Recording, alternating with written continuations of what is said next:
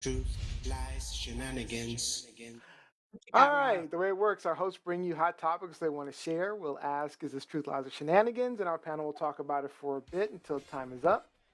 Then we'll go to our audience for questions and comments. Make sure you comment any of your comment in any of our threads. We are listening. So, Rob B., you have a story for us. Feel good story. Is this truth, lies, or shenanigans? This is some really cool truth. Dan Price of Gravity Payments is someone that I really want to showcase. And I need to do a quick history lesson. So Dan and his brother Lucas in 2004 founded a company called Gravity Payments. So they're a credit card processing financial services company. They help facilitate a lot of online transactions. In 2013, Dan increased the base salary for all the employees earning less than $100,000 a year by 20% in response to the lapse in the Middle Class Tax Relief and Job Creation Act of 2012. As a result of this, he had a big falling out with his brother, and Lucas ended up leaving the company. Dan Price rose to national prominence in 2015 when he announced that he would begin minimum wage pay of all of his employees starting at $70,000 a year, paying them a living wage, which is just an amazing thing. Now, in order to offset those pay increases in salary, he himself had to take a pay reduction as CEO. So instead of being a 7-digit CEO, he took the pay cut to $70,000 a year, just like his people, which is just amazing in my opinion. Wasn't a popular move though. Rush Limbaugh denounced him as a socialist, and he was ridiculed for his ideas because this really goes against the status quo. Um, but 6 years later, this is a company that has grown its client base, it's expanded, and the Harvard Business School and Inc. magazine consider this experiment to be a complete success. So some of the benefits that they have reaped now, their revenue has tripled, their headcount has grown by 70%, their customer base has doubled. Babies had staff at a rate that was higher than the average. People were buying homes. People were investing in 401ks. Turnover dropped in half. And the biggest thing for me is that when the pandemic hit, they saw that their revenues dropped by half. So what happened was the staff volunteered to take a pay cut in lieu of having layoffs. And now that the company has weathered the storm, they have started to pay everyone back and they're handing out more raises. So, my question is this socialism or equal wealth distribution within a corporate structure? And seeing what was done by Mr. Price, would you run your company in this manner? Let's start with Lizzie on this I think this is what we sell people. This model, this idea, is what we sell people as the American dream, where employees will work and be paid for their work and be protected. This is something that we should all aspire to. This is something we should all be proud of. I mean, I wish. Listen, Howard University ain't paying a lot of money, y'all. Shh. one. So, which is why I have all of these side projects. But think about Gianni Storm. Gianni Storm is still a college student in Atlanta. And I'm not sure what off the top of my head, I'm not sure what the um, minimum wage rate is in Atlanta or what the job market pay rate will be for Gianni Storm. But it can be very daunting to be in college for 4 years, Mhm. have all of that, student loan debt or however you paid for college, and you're expecting to come out of college and get a job that pays you a livable wage and allows you to live, and you don't get that. And Robbie and I talked about this pre-show. Seattle, the city of Seattle is one of the most expensive, high cost of living cities in the country. And so to have a CEO recognize that and say, I need to make adjustments. I'm not just about profit. I Mhm. want my employees to be able to live. And we're not talking about exorbitant living. We're not talking about bling blinging. We're talking about just being able to live, to own property, to pay bills, to have groceries, to have transportation. And you can't do that on 7.25 an hour. You can't really do that. The proposed, so the current federal minimum wage is 7.25 an hour. The proposed is $15 an hour. $15 an hour isn't even a lot of I'm money. curious, what is it in Canada, Robbie? In Ontario, if I'm not mistaken, the minimum wage is now $15 an hour, but that is province by province. Okay. Like, I mean, depending on, like, if you live in New York City, so in New York City, the minimum wage, just New York City, not the state of New York, but New York City, the minimum wage is $15 an hour. But you are taxed so heavily in New York City, you're still brought back down to roughly $8, $9, $10 an hour. And so to have a CEO who is thinking about how his employees live, I applaud him. And I wish that more companies were in this country were in tune with him, because like Robbie said, like, this was the CEO. He took a huge pay cut. So he went down to 70,000, maybe a little over 70,000 a year, just like he was proposing for his employees. He went down from making upwards of $1 million and more a Annually. year. We have CEOs in this country who are getting buyout packages that are $50 million while Mhm. their employees are making next to nothing. So yeah, I applaud this 100%.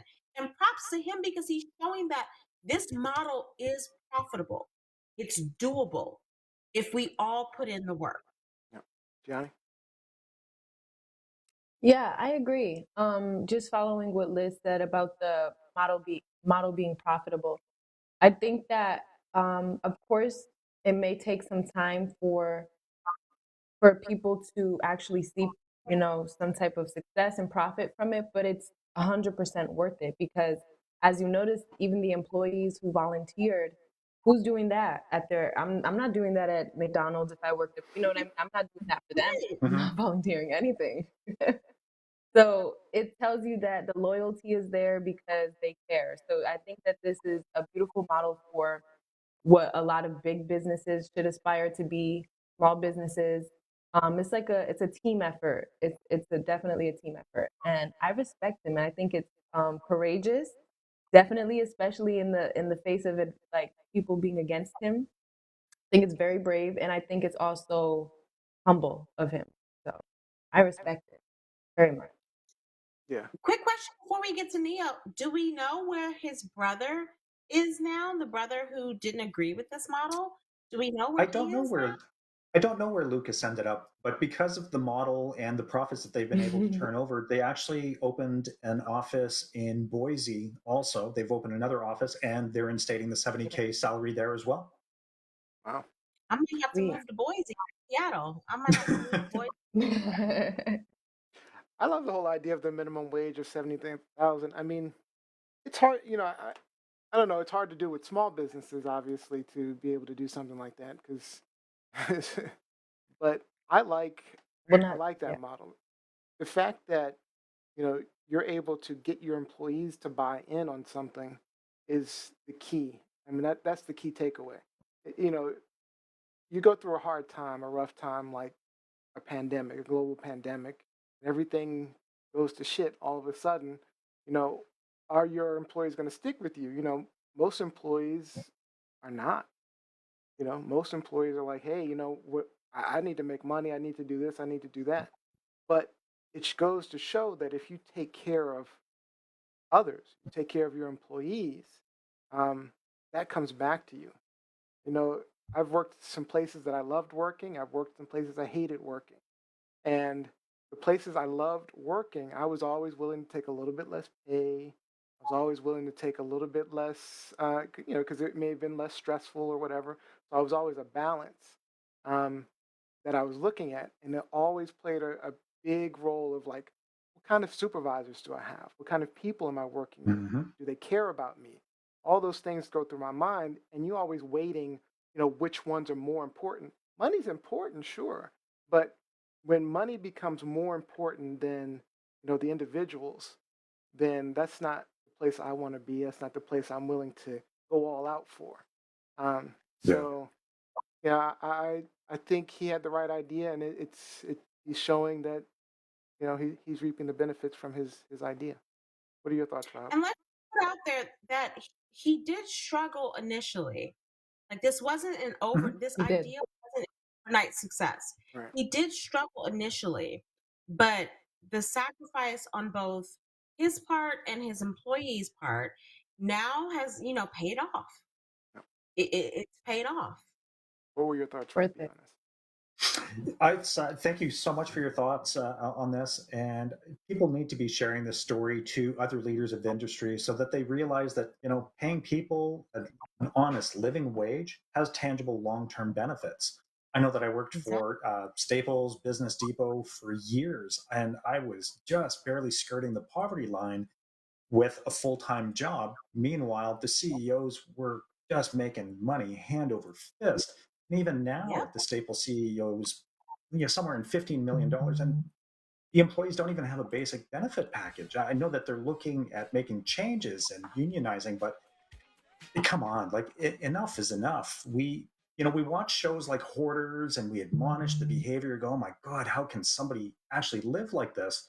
But at the end of the day, these greedy CEOs are hoarding money. It's a hoarding behavior. And it doesn't make you, it's true, it doesn't make you a success. What it does True. is it takes all of this money out of the equation and out of our pockets. We no longer have access to it because the fat cat is enriching themselves. So if you I'm a socialist at heart. I really, really You're so am. So this model Right. really hit home with me, and I hope that people will be inspired by it because enough is enough. You don't need a huge mansion, a huge yacht. You don't need a garage or a warehouse filled with performance cars. You need an adequate living wage so that you and your family can be comfortable, and you owe it to your employees as well. And the results are there.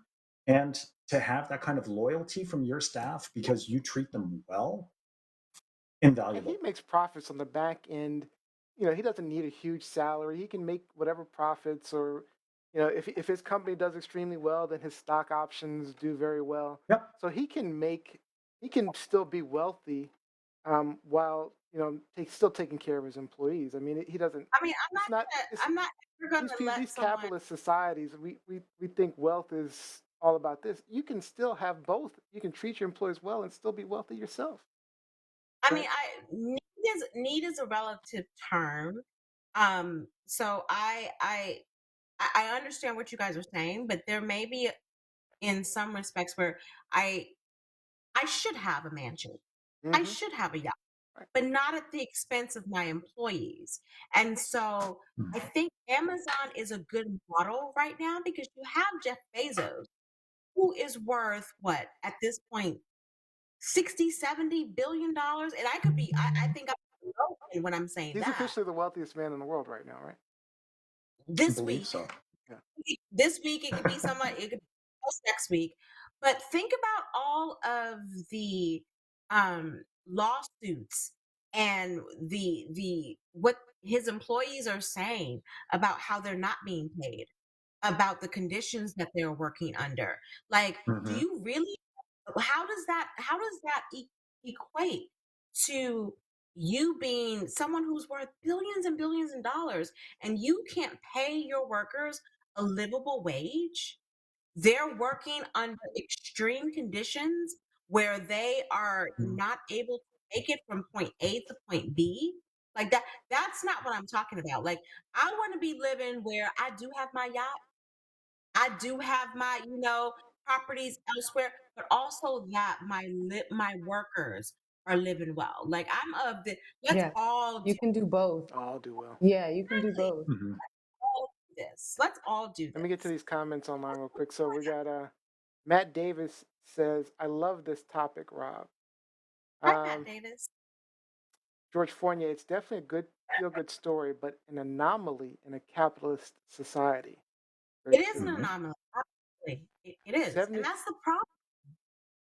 That's the 70,000. problem.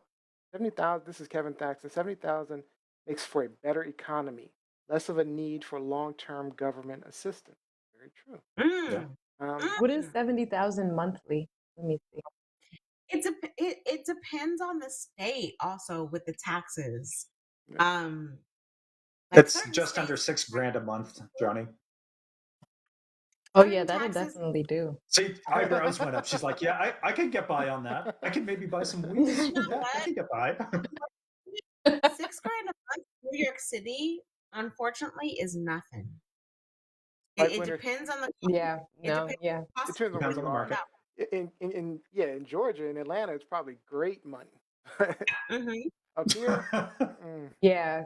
The houses out here are not I'm that sure it's expensive, fantastic in, but in they're gorgeous. Sudbury, Ontario, but you go to DC and New York, you're, you're barely surviving. I don't Yeah. want Yeah, to Sudbury's know. not a metropolitan hub. Or Los Angeles. Yeah. I don't Yep. want to know what I pay monthly on my little paltry salary from. Like when it says it's Scared not to at all ask. socialism, but simply good leadership. Totally agree with all those. All right. Yeah, yeah, Yeah. I agree. All right. I do want to try to get a couple of minutes in on Gianni's story. So let's see if we can do that. Hmm. Truth, lies, shenanigans. All right, Gianni, you wanted to talk about the spy community saying the world is effed up. Is this truth, lies, or shenanigans? I don't know. You guys have to decide if these are truths or lies to you. So every 4 years, the American intelligence agencies put out global trends, this kind of book or synopsis. It's an assessment, actually, sorry, of where the world seems to be heading over the